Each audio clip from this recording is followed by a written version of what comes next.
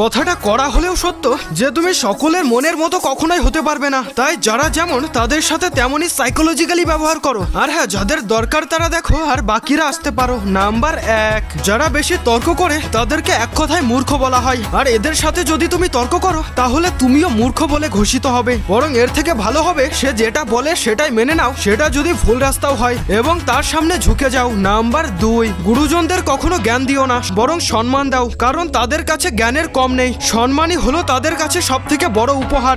Number 3, যারা লোভী তাদেরকে হাতে আনতে হলে তাদেরকে উপদেশ দিও না, বরং তাদেরকে হালকা করে লোভ দেখাও, কারণ এটাই তাদের সব। নাম্বার 4, যারা নিজেদেরকে বেশি অহংকারী মনে করে তাদের সামনে ঝুঁকে যাও, কারণ তাদের সামনে যদি তুমি হাজার ভালো কিছু আনো তাহলেও তাদের কাছে তাদেরটাই ভালো লাগবে, তাই তাদের সামনে চুপ করে থাকো। নাম্বার 5, যারা তোমাকে একই কথা বারবার বলছে তাহলে বুঝে নাও সে তোমার কাছ থেকে সেই ব্যাপারে আরো কিছু শুনতে চায়। আর হ্যাঁ, আমি